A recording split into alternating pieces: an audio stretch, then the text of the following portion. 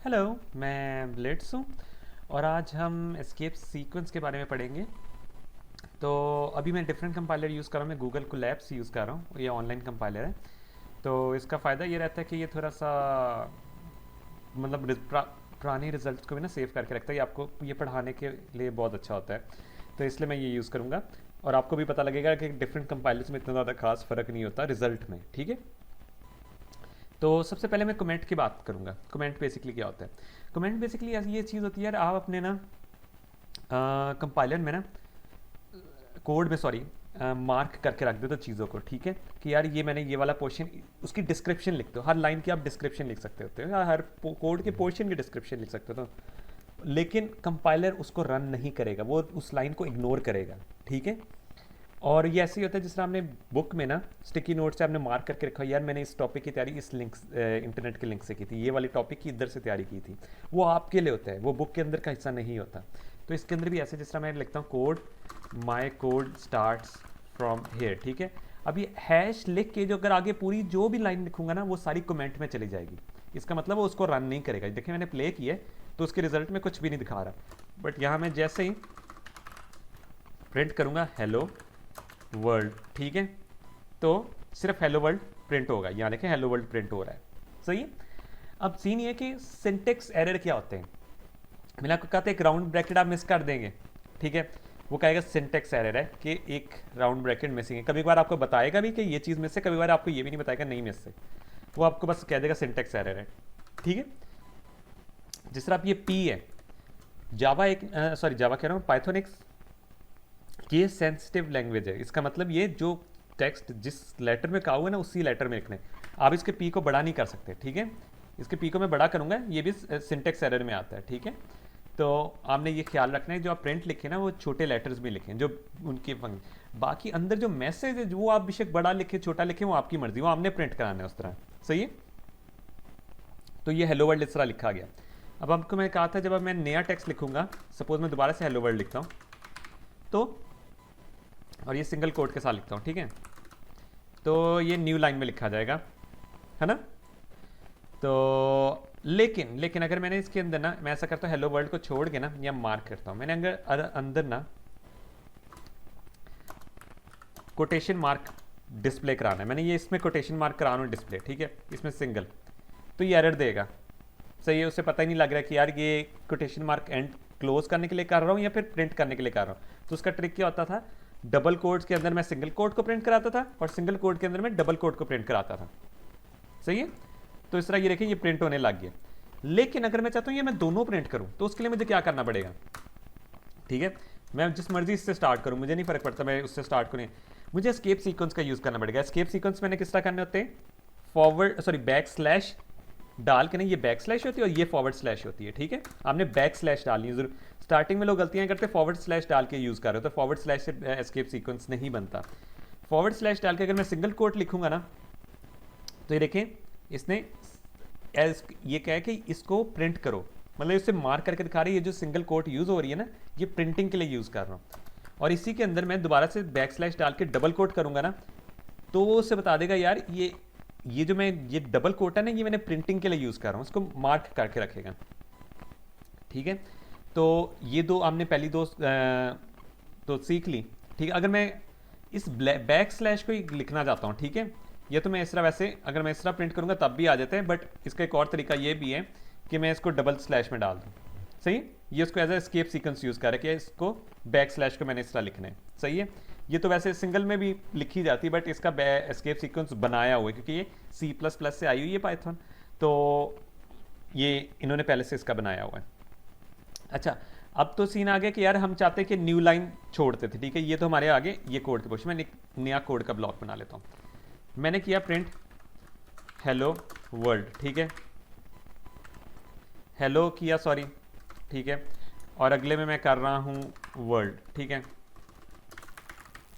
तो इसको मैं रन करता हूँ हेलो वर्ल्ड, बट मैं चाहता हूँ ये एक ही लाइन में, तो मुझे क्या करना पड़ता था, कॉमा डाल के एंड में ना मुझे करना पड़ता था कि इसमें स्पेस डालनी पड़ती थी, है ना। तो ये एक ही लाइन में लिखा जाएगा। इसका मतलब ये है कि मेरा जब ये प्रिंट का मैसेज खत्म होगा ना, उसके एंड में ना आपने नई लाइन स्टार्ट करने के बजाय ना स्पेस डालनी। अगर मैं यहाँ डैश डालूंगा, इसका क्या मतलब होगा, नई लाइन स्टार्ट, मतलब ये मैसेज प्रिंट करने के बाद मुझे उसमें डैश डालनी है। तो सीन ये, अगर हम ये एंड वाला पोर्शन नहीं लिखते थे ना, तो मैं एक सेकंड, एंड वाला पोर्शन नहीं लिखते थे ना, तो बाय डिफॉल्ट लिखा क्या जाता था, ठीक है, यहाँ मैसेज होगा आपका, ठीक है, और यहाँ लिखा जाता है sep equals to space end equals to \n। ये बाय डिफॉल्ट ये चीज़ लिखी जाती है। मतलब अगर सपोज हम ये एंड को नहीं कर रहे ना, तो बाय डिफॉल्ट ये आगे वाला पोर्शन खुद ही लिखा जाएगा। अगर हमने इसको चेंज करना होता है, हमने इसको फिर लिखना होता है, ठीक है। अगर मैं सपोज यहाँ लिख दूँ एंड इक्वल्स टू \n, ठीक है, तो ये वही इसी तरह मैसेज प्रिंट होगा। और ये \n है क्या, अब इस चीज़ को पढ़ते हैं थोड़ा सा। मैं प्रिंट करता हूँ मैसेज, एक सेकेंड, मैं ना इस पे जाता हूँ, मैं प्रिंट करता हूँ मैसेज, ठीक है, मैं कहता हूँ हेलो और \n इधर ही डाल देता हूँ और वर्ड करता हूँ। तो आप ये देख सकते हैं ये भी एक एस्केप सीक्वेंस है, इसका मतलब है न्यू लाइन, ठीक है, ये न्यू लाइन छोड़ने के लिए एस्केप सीक्वेंस है।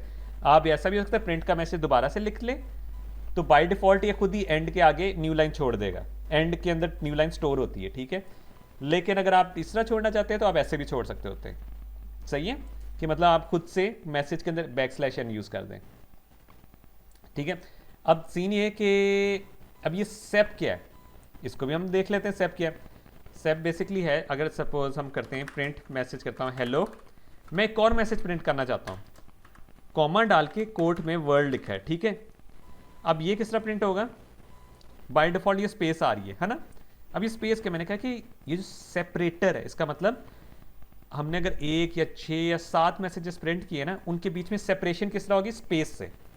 मैं चाहता हूँ ये स्पेस ना आए, तो मुझे क्या करना पड़ेगा, कॉमा डाल के इसको ओवरराइट करना पड़ेगा। ओवरराइट का मतलब बाय डिफॉल्ट ये यूज होगा अगर मैं नहीं लिख रहा, अगर मैं इसको चेंज करना चाहता हूँ मुझे सेप लिख के अंदर चेंज करना पड़ेगा। मैं आगे कर देता हूँ एक्सक्लेमेशन मार्क। अब ये देखें, 2 वर्ड्स के बीच में जब नया वर्ड स्टार्ट करना है तो उसने एक्सक्लेमेशन मार्क डाल दिया, ठीक है। प्रिंट के मैसेज में ये सीन आ रहा है। इस सेप और एंड का बेसिकली ये काम होता है। तो अभी हम बात करें से आपको पता लग गया ना, अगर हमने सेप को चेंज करेंगे तो क्या होगा 2 मैसेज या 3 मैसेज या 4 मैसेज, 10-12 मैसेजेस भी हो सकते हैं, उनके बीच में जो सेपरेशन होगी ना वो एक्सक्लेमेशन मार्क से होगी। बाय डिफॉल्ट स्पेस से हो रही होती है, और बाय डिफॉल्ट प्रिंट का मैसेज खत्म होने के बाद वो उसके अंदर and line basically new line में फेंकता है उसे, ठीक है। अब आ जाती है बात इधर, और एस्केप सीक्वेंस किस किस तरह के होते हैं। मैं प्रिंट करता हूँ हेलो \v, ठीक है, और वर्ल्ड करता हूँ। ये वाला एस्केप सीक्वेंस अगर आप देखेंगे ना, आप कहेंगे अच्छा बेसिकली ना ये वाला एक सेकेंड किधर गया, हाँ ये वाला ना एस्केप सीक्वेंस अपडेट हो चुका है, तो ये इतना यूज़ भी नहीं होता वैसे, ठीक है। ये वर्टिकल टैब होता है, कुछ कंपाइलर्स में ना ये हेलो के नीचे वर्ड लिखा हुआ आ रहा होगा, एग्जैक्ट इस उसके नीचे बिल्कुल, ठीक है। मतलब आपको मैं कमेंट में करके दिखा देता हूँ, ऐसे लिखा आएगा हेलो।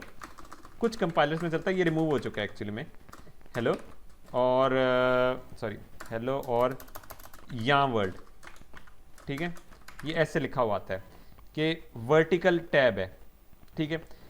और जो दूसरे वाला है मैं इसको वैसे रिमूव ही कर देता हूँ क्योंकि आपको ये ज़रूरत नहीं पढ़ने की, ठीक है। इस टैब का क्या मतलब होता है अगर आप इसको देखोगे, ठीक है, ये देखें कुछ स्पेसेस छोड़ी हुई हैं, ठीक है, ये कुछ स्पेसेस छोड़ी हैं। अब इसका क्या मतलब है कि आप टैब दबाओगे ना तो 1 2, ठीक है, आई गेस 1 2, हाँ यहाँ भी 1 2 की स्पेस ही छोड़ता है, ठीक है। कुछ जगह पे टैब 2 या 4 स्पेसेस छोड़ा होता है, कुछ जगह पे 2 स्पेसेस छोड़ा होता है, 1 2, ठीक है। तो इसका मतलब ये है अगर हमने वैसे ना, कुछ लोग बाय डिफॉल्ट टैब दबा के स्पेस छोड़ रहे होते हैं, ठीक है, और कुछ लोग एस्केप सीक्वेंस का यूज़ कर लेते हैं। टैब जो नॉर्मल स्पेस होती है ना वो बेसिकली एक स्पेस इसके बराबर होती है, बट टैब की जो स्पेस होती है ना 2 या 3 या 4 स्पेसेस के बराबर होती है। तो अगर आपने काफ़ी ज़्यादा स्पेसेस छोड़नी होगी ना तो आप tab as a escape sequence use कर सकते हो, / डाल के T, इसका मतलब टैब की स्पेस, ठीक है। तो इसी को हम अभी न्यू लाइन वगैरह सबको मैसेज को प्रिंट करते हैं। एक ही मैसेज के अंदर ना सारे चीज़ को प्रिंट करने लगते हैं। माई नेम इज़ हमज़ा, ठीक है। मैं ऐसा करता हूँ, न्यू लाइन छोड़नी है तो मैं यहाँ बैक स्लैश एन करता हूँ। फिर मैं कहता हूँ अली, सॉरी, हॉबीज़, ठीक है। और यहाँ मैं ऐसा करता हूँ, ये टैब दबा के ना, टैब दबा के कॉलन डालता हूँ, ठीक है। एक सेकंड, टैब दबा के कॉलन डालता हूँ और इसमें दोबारा से टैब दबा के लिखता हूँ गेमिंग, ठीक है। और फिर दोबारा एंड लाइन छोड़ता हूँ। फिर मैं अपने मैसेज को यहाँ लिख देता हूँ दी एंड, ठीक है, ऐसे लिखता हूँ। अब ये किस तरह लिखा जाएगा, पहले माय नेम इज हमजा लिखा जाएगा, न्यू लाइन पे हॉबीज़, हॉबीज़ और कॉलन के बीच में ना 3-4 स्पेसेस की टैब की स्पेस होगी, टैब वाली स्पेस बड़ी स्पेस होती है, ठीक है। और फिर दोबारा टैब वाली स्पेस होगी, गेमिंग लिखा जाएगा, फिर एक न्यू लाइन पे जाएगा तो द एंड लिखा जाएगा। बेसिकली 3 लाइन्स में लिखा जाएगा। आप ये देख सकते हैं मैसेजेस किस तरह लिखा गया, ठीक है।